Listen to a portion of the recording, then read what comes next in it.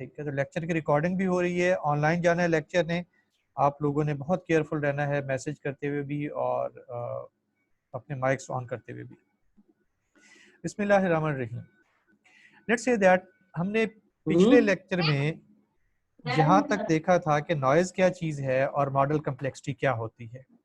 ठीक, आपको मैंने समझाया था उस पर। बेटा अपने माइक्स ऑफ रखो, ये मैंने आपको लेक्चर के स्टार्ट में समझा दिया। अगर ऑन रहेगा आपकी बातें आएंगी तो वो फिर ऑनलाइन जाना है तो आप लोगों का ही मजाक उड़ रहा होगा। पिछले लेक्चर में हमने कुछ चीज़ें देख ली थी कि जिसमें हमने कहा था कि let I add all the people who have joined. Okay.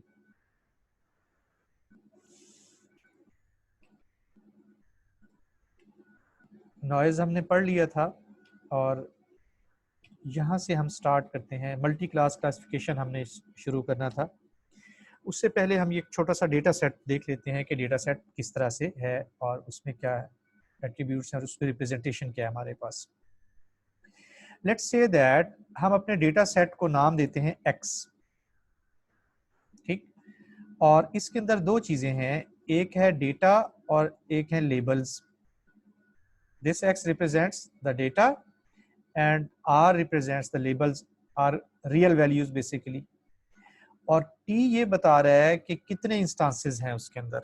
ठीक है, मसलन यहाँ पे देखें, अगर t की वैल्यू 1 होगी तो मैं इस रो को देखूं, ठीक, मेरे पास वही पुराना डेटा सेट है जिसमें हम कार्स को स्टडी कर रहे हैं, उसकी इंजन पावर और प्राइस और लेबल, तीन चीजें हमारे पास हैं। तो जो x है मेरा ये वाला, ठीक है, एक पर्टिकुलर इंस्टांस यानी x1 वो मेरे पास ये होगा।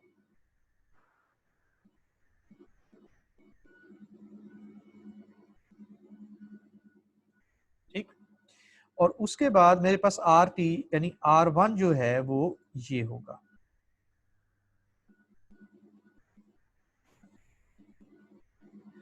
इसी तरह से जब t की वैल्यू हम 2 रखेंगे तो फिर हमारे पास यहाँ पे डेटा आएगा। ठीक, जब t की वैल्यू 3 होगी तो next line and so on. तो यूं हमारा डेटा रिप्रेजेंट हो रहा है और ये जो इक्वेशन हमने बनाई है, ठीक है, ये इक्वेशन अब आपको समझ आ जानी चाहिए कि ये इक्वेशन क्या रिप्रेजेंट कर रही है। ठीक है, और एक बात जहन में रखें कि इक्वेशंस या मैथमेटिक्स जो हम यूज़ करते हैं उसका सोल पर्पस ये होता है कि बहुत सारी चीज़ जिसको हमने रिप्रेजेंट करना होता है उसको हम ज़्यादा टेक्स्ट लिखे बगैर एक शार्ट नोटेशन के अंदर रिप्रेजेंट कर दें। ठीक है, मिसाल के तौर पे ये x जो है ये इस पूरे टेबल को रिप्रेजेंट कर रहा है। ठीक है, और उस टेबल के अंदर एट्रीब्यूट्स और उनके रियल वैल्यूज उन सारों को इस हमने एक छोटे से फार्मूले से रिप्रेजेंट कर दिया है। तो ये बात अगर आपको समझ आ गई है तो आप मैसेज करके या वॉइस ओपन करके मुझे बता दें ताकि हम आगे बढ़ें। फिर जी थोड़ा फास्ट भी रहें, हमारे पास सेशन टाइम थोड़ा होता है। ओके गुड, अब हम इस इक्वेशन को देखते हैं। ठीक, और ये इक्वेशन भी उसी तरह से हमारे पास सिंपल है। उससे पहले Abbas Iqbal is saying to repeat so I repeat it. ठीक है, मैं दोबारा से आपको बता दूं बेटा, देखो हमारे पास दो चीजें हैं डेटा सेट के अंदर। हम ये सुपरवाइज लर्निंग हमने लास्ट टाइम पढ़ा था तो हम सुपरवाइज लर्निंग को ही देख रहे हैं अभी। This x represents the data, our data which is this.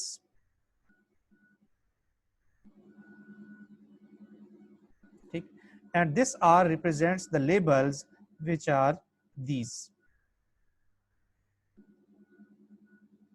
ठीक है, I just write the arrows। ठीक, और अगर मैं x पे 1 पुट कर दूं, यहाँ t की जगह 1 हो जाए, इस t की जगह पे भी 1 हो जाए, यहाँ पे हम t इक्वल टू 1 कर दें, n तक रेंज नहीं लेते, तो t1 का मतलब ये होगा कि ये पहला इंस्टांस या पहली एग्जांपल या पहला सैंपल हमारा। ठीक है, जिसमें इंजन पावर हमने 600 सीसी दिया हुआ है प्राइस हमने $8,000 दिया हुआ है और उसका लेबल है फैमिली कार। इसी तरह अगला इंस्टांस हमारे पास है वो क्या है जी, 2, इंजन पावर 800 सीसी, प्राइस $10,000 और वो भी फैमिली कार है। And in the same way we have n instances in our data set. ठीक, तो इन सब को रिप्रेजेंट करने के लिए t goes from 1 to n, उसका क्या मतलब होगा कि इंस्टांस नंबर 1 से लेकर इंस्टांस नंबर n तक सारे इंस्टांस शामिल हैं, डेटा और लेबल्स, और इस सारे को एक कंबाइन नाम हमने दे दिया हुआ है x का। अब आप मुझे बताएं कि ये इक्वेशन समझ आ गई आप लोगों को? जी अब्बास, आप मैसेज करके मुझे बताएं कि आपको समझ आया।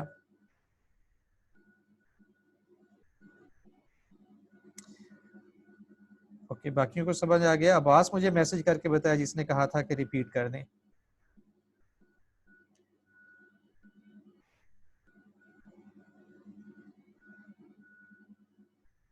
इंटरेस्टिंग, अब्बास का मैसेज नहीं आ रहा। Anyhow we move forward.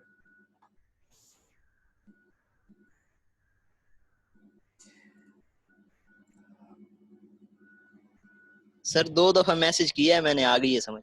अच्छा चलो शुक्र है, दैट्स गुड। अच्छा, अब हम आते हैं एक और रिप्रेजेंटेशन पे। ये जो हमारे पास देखिए क्लासेस कितनी है, इसमें फैमिली कार है, लग्जरी कार है और स्पोर्ट्स कार है। हमारे पास 3 क्लासेस हैं। इन 3 क्लासेस को जब हमने रिप्रेजेंट करना होता है तो उसका एक तरीका ये भी है जो हमने यहाँ पे रिप्रेजेंट किया हुआ है। ठीक है, इसको हम एक खास नाम देते हैं, इसको हम कहते हैं वन हॉट एनकोडिंग। ठीक है, वन हॉट एनकोडिंग में क्या है कि जी हमारे पास हमने ये तीनों क्लासेस को यूं इस तरह लिखने की बजाय कॉलम्स के तौर पे लिख लिया, और चूंकि ये फैमिली कार थी यहाँ पे हमने 1 प्लेस कर दिया, लग्जरी कार नहीं है 0, स्पोर्ट कार नहीं है 0, तो 1 0 0 इस तरह से हमने प्रेजेंट कर दिया। इसी तरह लग्जरी कार में यहाँ पे हमने 1 प्लेस कर दिया, बाकी जगह पे 0। Similarly here and here. तो ये वन हार्ट एनकोडिंग भी अगर आपको समझ आ गई है तो फिर हम आगे बढ़ें। जी गुड। अच्छा, अब यहाँ पे देखें कि RIT जो है, यानी कोई भी सैंपल आप उठाएं, इसमें से सैंपल नंबर 1 लें, सैंपल नंबर 2 लें, सैंपल नंबर 3 लें, कोई भी आप सैंपल ले लें, उस सैंपल की वैल्यू 1 होगी अगर x बिलोंग करेगा CI से। यानी फॉर एग्जांपल ये x1 है, ठीक है जी, ये मेरा क्या है x1। अगर x1 जो है वो बिलोंग करता है CI, हमारे पास 3 क्लासेस है ना, family car, luxury car, sports car, अगर तो वो फैमिली कार से बिलोंग करता है तो उसकी वैल्यू 1 होगी, और अगर ये वाली चीज किसी और कार से बिलोंग करती है तो इसकी वैल्यू 0 होगी। 0 if xt belongs to CJ। यानी अब इस चीज को क्लियर कर लें, आयत हमारी आयत क्लास है, ठीक है, ये first class, second class and third class. तो अगर ये फर्स्ट क्लास वाली रियल वैल्यू 1 होगी उसी सूरत में जब xt जो है वो फर्स्ट क्लास से ही बिलोंग करेगा, अदरवाइज ये 0 होगा। तो ये फार्मूला भी क्लियर कर लें ताकि हम आगे बढ़ पाए। जी, इज दैट क्लियर? ओके, शाबाश, मतलब आप ज़हीन बच्ची हो तो आपको जल्दी जल्दी समझ आ जाता है। अब हम यहाँ पे देखते हैं कि ये हमारे पास है जी इंजन पावर, इस एक्सिस पे हमने लिया हुआ है और इस एक्सिस पे हमने प्राइस लिया हुआ है। ठीक है, ये वही इक्वेशन है जो हम पीछे पढ़ चुके हैं, हमें समझ आ चुकी है। ये भी वही इक्वेशन है जो हमें पिछली स्लाइड पे हमने देखा और ये भी हमें समझ आ गया।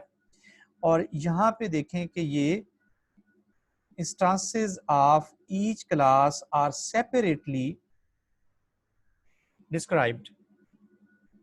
ठीक, स्पोर्ट्स कार अलग से है, लग्जरी कार और फैमिली कार्स अलग से है। ट्रेन हाइपोथेसिस क्या है हमारे पास?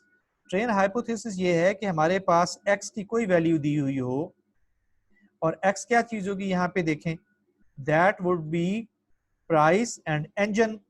यानी अगर हमें प्राइस और इंजन दिया गया हो और हम उसके ऊपर कोई फंक्शन लगाएं तो वो हमें वैल्यू 1 से k तक कुछ रिटर्न कर सकता है, सॉरी i तमाम इंस्टांसेस के लिए है, तो ये हमें जो है कोई ना कोई वैल्यू रिटर्न करेगा।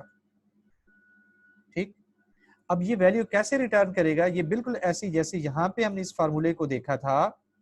ठीक, एच आई यानी ये x जो है एक्चुअली अगर वो क्लास i से बिलोंग करता है तो इसका जवाब, इस फंक्शन का जवाब जो है वो 1 उसी सूरत में होना चाहिए जब xt जो है c से बिलोंग करे, यानी जो असल क्लास xt की हो ये फंक्शन भी वही क्लास बताए तो जवाब 1 में आएगा, अगर ये कुछ और बताए तो जवाब 0 में आएगा।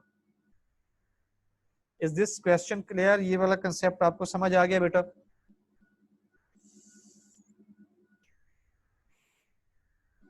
जी, किसी को अगर यहाँ पे ये वाला कंसेप्ट समझ नहीं आया तो बताएं।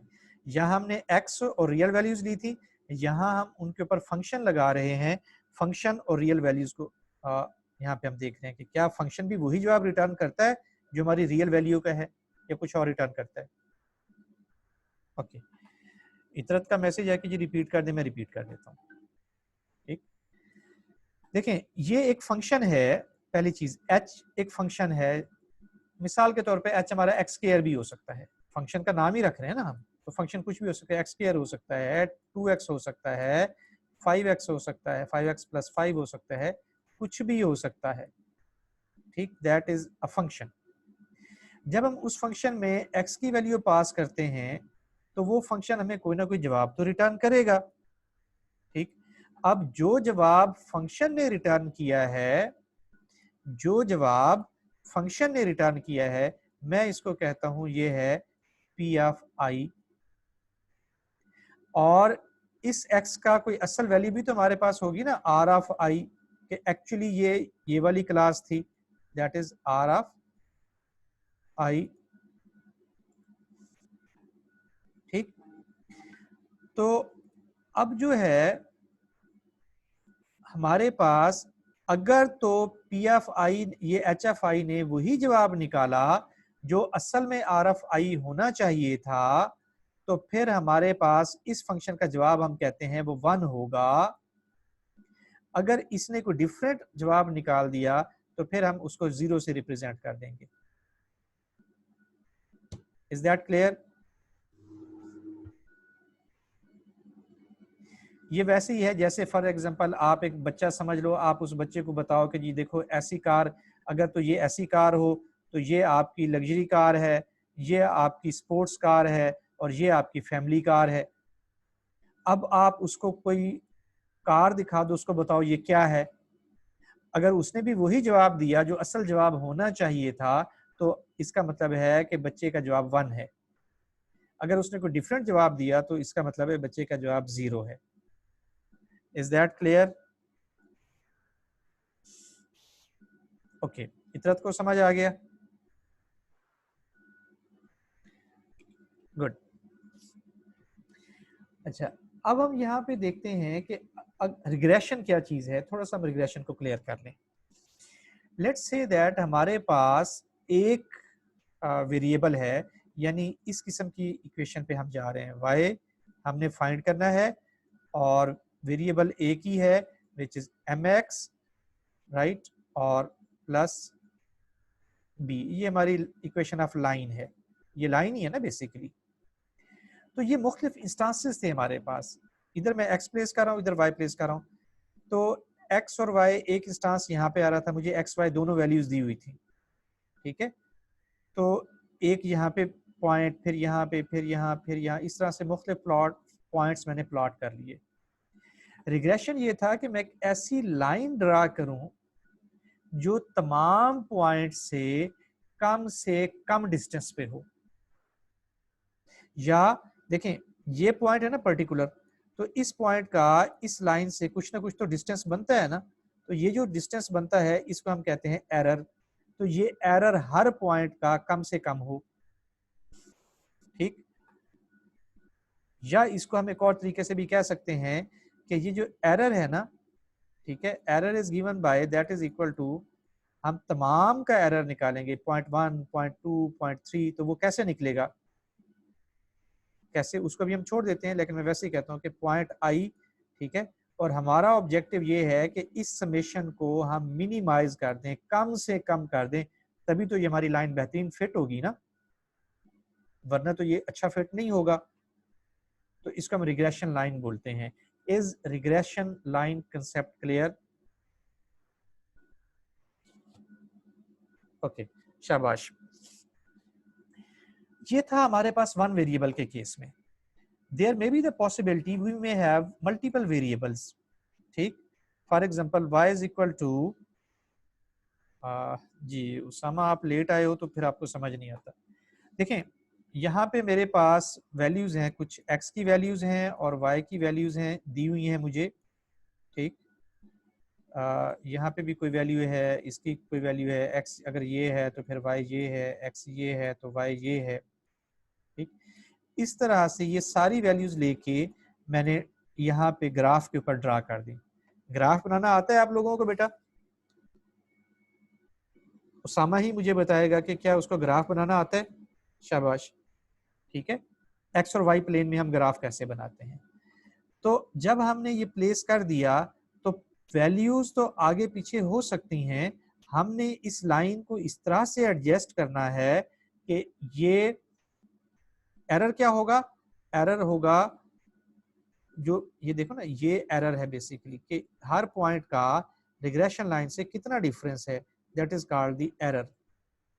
तो हम तमाम पॉइंट्स का एरर निकालेंगे, ठीक है, जो भी निकल रहा है उसको जमा करें, और हमारा ऑब्जेक्टिव क्या है कि हम इसको मिनिमाइज करें। बेटा आप लोग एनोटेशन ना करो,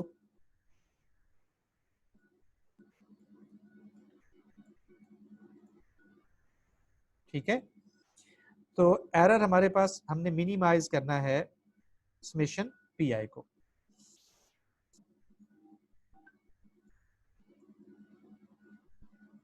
ओके, अच्छा अब ये बात समझ आ गई? एरर नहीं समझ आया बेटा, फिर से देख लो, ठीक है। हमारे पास देखें हमने ये पॉइंट्स ड्रा किए हुए हैं अपना 2D प्लेन के अंदर। 2 डायमेंशनल प्लेन जो है उसमें हमने तमाम पॉइंट्स को, ये जो पॉइंट्स में दिए हुए थे यहाँ पे, ये डेटा है बेसिकली मेरा, इस डेटा के तमाम पॉइंट्स को मैं यहाँ पे प्लॉट कर देता हूँ। इन पॉइंट्स को प्लॉट करना आता है आपको? ये बताएं मुझे।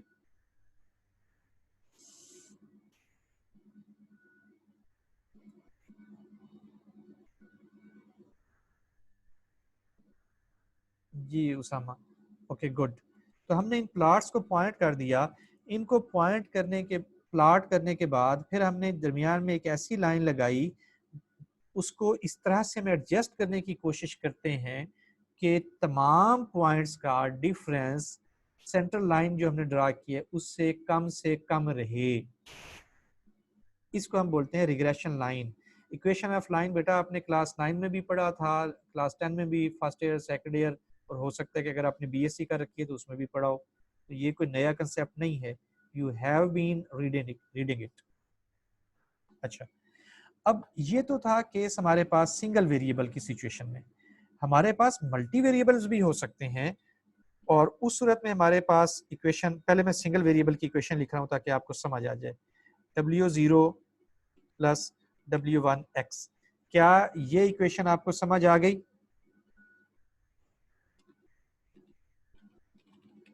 Single variable equation, okay good. और उसके बाद और ये लीनियर रिग्रेशन है, क्योंकि लाइन बन रही है ना, तो इसलिए हम इसको लीनियर रिग्रेशन बोलते हैं। अगर हमारे पास दो वेरिएबल्स हों तो फिर हम इसको इस तरह से लिखेंगे, W0 plus W1x1 plus W2x2, ठीक है। तो ये हमारे पास 2 वेरिएबल इक्वेशन है। क्या ये 2 वेरिएबल इक्वेशन समझ आ गई? शाबाश। अब इस फिगर को आप देखें तो इस फिगर में हमारे पास 2 वेरिएबल इक्वेशन चल रही है, ठीक है। कैसे, मैं आपको यहाँ पे बता देता हूँ। y, हमने ये प्रेडिक्ट करना है कि इनकम क्या है, ठीक है ना। y हमारे पास इनकम को हम प्रेडिक्ट करना चाहते हैं, और experience in number of years और सीनियरिटी, ये दो चीजें हमें दी हुई हैं। तो मैं इसको यूं लिख सकता हूँ, income that is equal to W0 plus W1 into चलिए मैं एयर ऑफ एजुकेशन, ठीक, एयर ऑफ एजुकेशन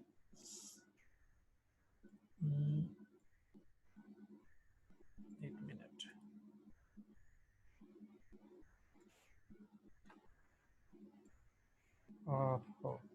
अच्छा ये दोबारा से मैं इसको इक्वेशन को लिखता हूँ, थोड़ा सा एनोटेशन में मसला आ रहा है, तो I can write it like this,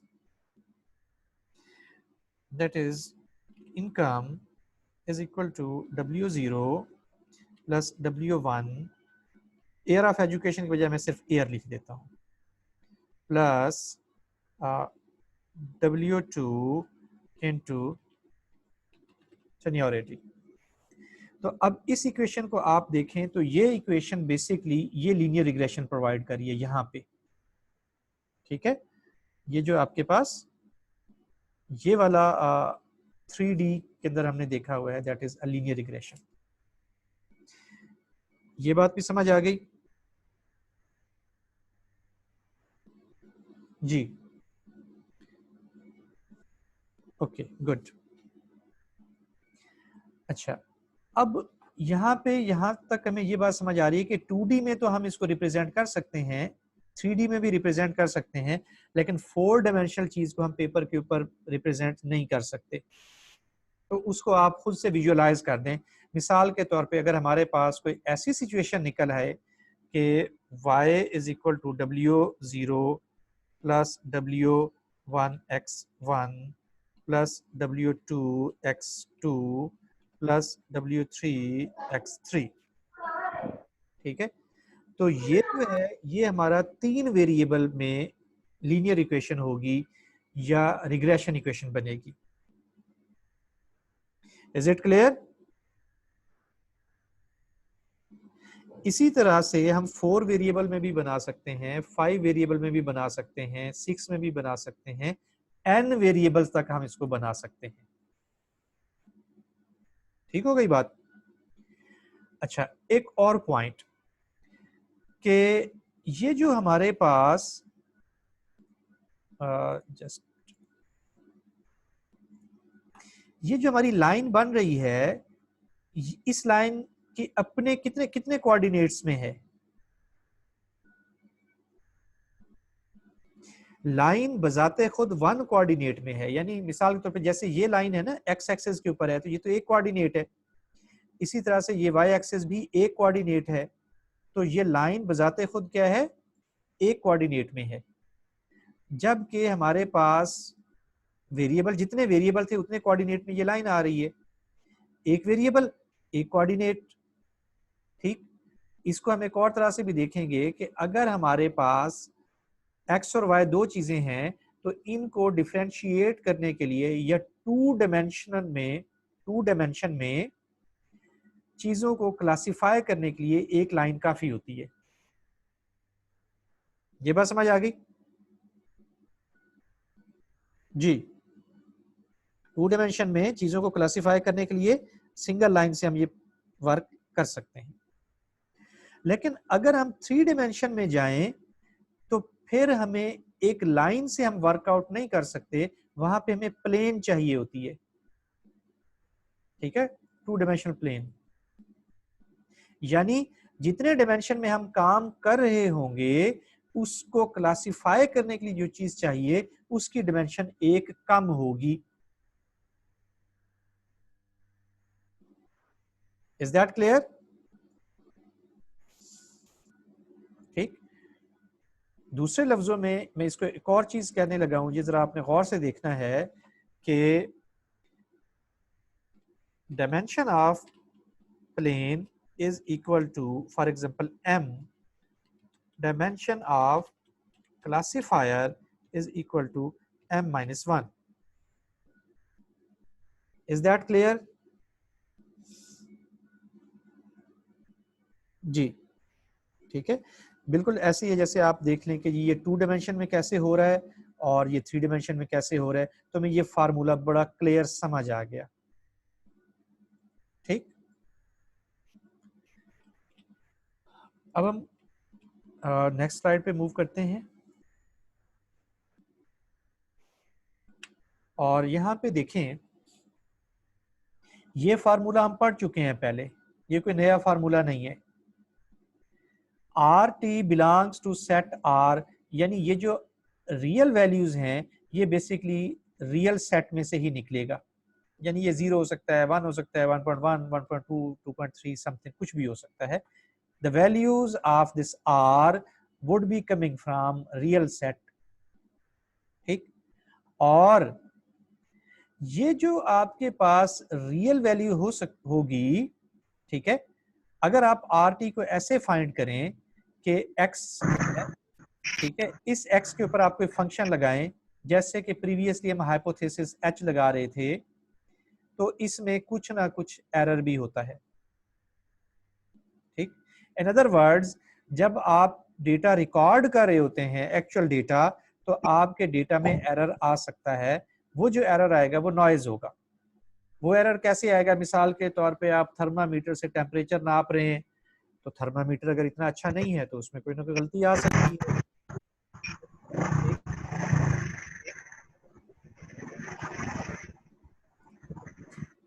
इसी तरह से आपके पास अगर आप डेटा एक जगह से उठा के दूसरी जगह कॉपी कर रहे हैं, तो हो सकता है कॉपी करते हुए कोई एरर आ जाए। So there may be many aspects that can incorporate the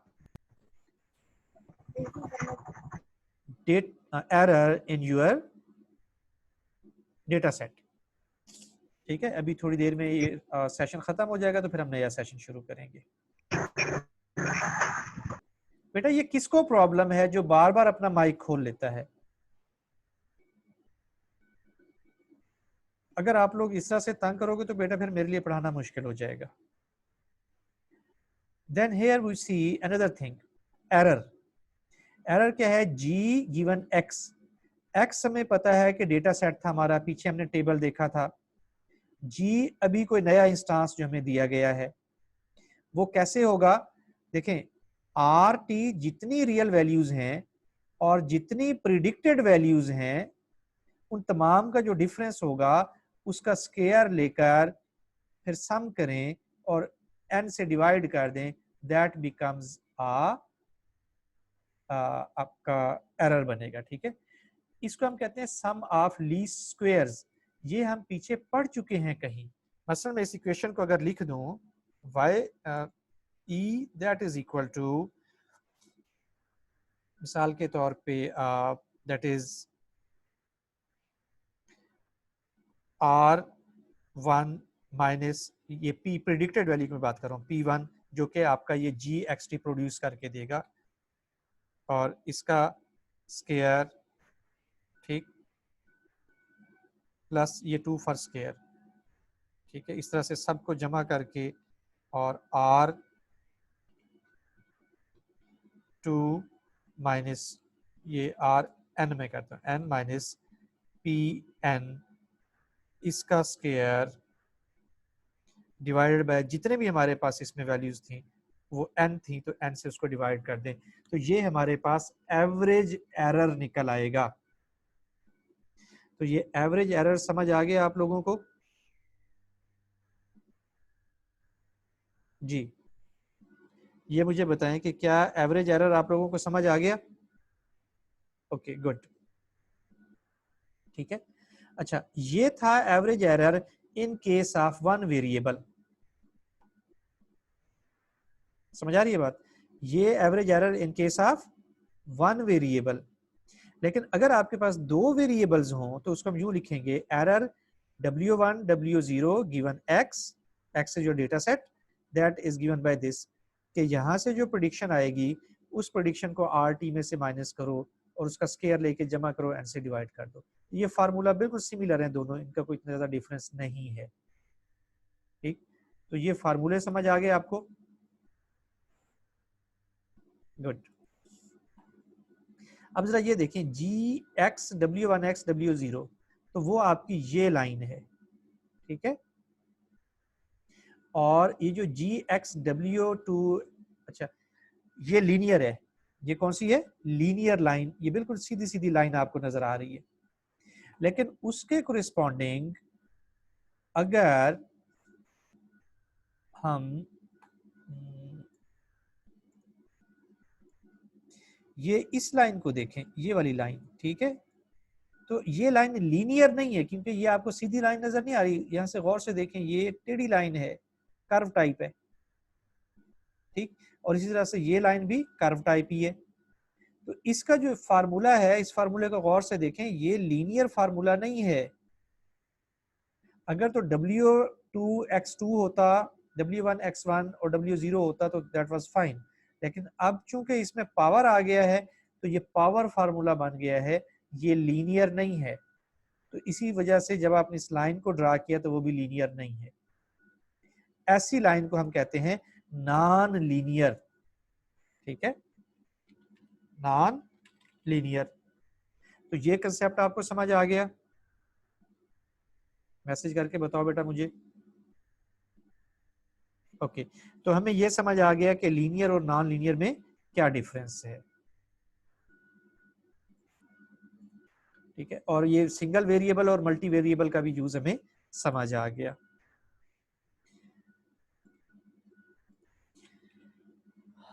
अच्छा, मॉडल सिलेक्शन एंड जनरलाइजेशन, यानी वो फार्मूला हम कैसे सिलेक्ट करें जो कि हमें अच्छी वैल्यू दे।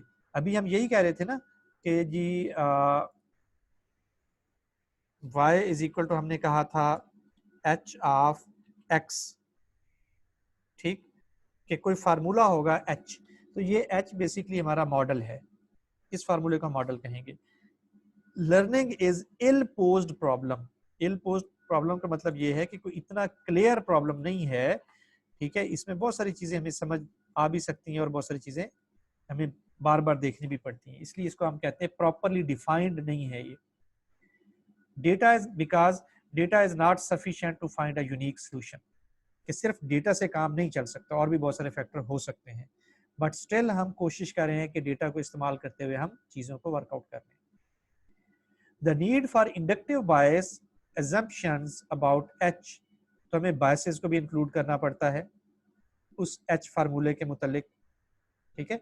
ये बड़ा h इसलिए लिखा हुआ है कि बहुत सारे फार्मूले हो सकते हैं, उनमें से कोई एक ऐसा होगा जो बहुत अच्छा रिजल्ट दे रहा होगा। सो h is a set of hypothesis और सेट ऑफ फार्मूलाज। बायस बेटा मैंने पिछले लेक्चर में बहुत क्लियरली समझाया था, ठीक है, मैं आपको दोबारा से भी समझा देता हूँ। लेट, ये मेरे पास 2D स्पेस है, और अगर मैं ये लाइन इस 2D स्पेस के अंदर अगर मैं ये लाइन ड्रा करूं और ये लाइन ड्रा करूं और ये लाइन ड्रा करूं, ठीक है, तो हर लाइन की अपनी कुछ स्लोप होगी और उसके साथ कुछ उसका बायस होगा। इक्वेशन ऑफ लाइन जो हम पीछे पढ़ रहे हैं, जिसको हम डिस्कस करते आ रहे हैं, that is normally given by this, ठीक। और मैंने आपको ये भी समझा दिया था कि उस लाइन को हम किस तरह से मूव कर सकते हैं। मिसाल के तौर पे अगर मेरे पास ये लाइन है, ठीक है, तो इस लाइन में इसके इसको आगे पीछे कैसे मूव किया जा सकता है। मेरा अगर प्रीवियस लेक्चर आपने देखा है तो ठीक, नहीं तो जाके उसको दोबारा देखें, बायस आपको समझ आ जाएगा उसमें। अच्छा, उसके बाद है हमारे पास generalisation. How well a model performs on new data, this is called generalisation. जितने ज्यादा डेटा पे हम उसको ट्रेन करेंगे उतना अच्छा वो जनरलाइज होगा और नए अनसीन डेटा पे हमें रिजल्ट्स दे सकेगा, और जितना कम डेटा पे हम उसको ट्रेन करेंगे उतना कम रिजल्ट्स देगा, नंबर 1। Number 2, overfitting.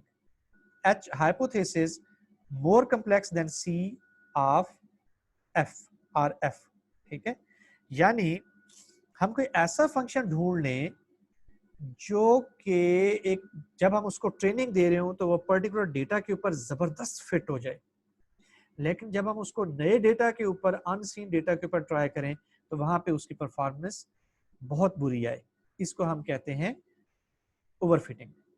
अभी आगे मैं आपको अगली स्लाइड पे दिखाता भी हूँ। और उसके साथ है हमारे पास अंडर फिटिंग, ठीक है, H less complex than CRF, यानी C is a solution basically, तो जितना कम्प्लेक्स उसको होना चाहिए था उससे ज्यादा कम्प्लेक्स अगर आपका हाइपोथेसिस हो जाए या फार्मूला हो जाए तो उसको हम कहते हैं कि ये ओवरफिट कर गया है। और अगर वो रिक्वायर्ड कम्प्लेक्सिटी से कम कम्प्लेक्सिटी का हो तो इसको हम कहते हैं अंडरफिट।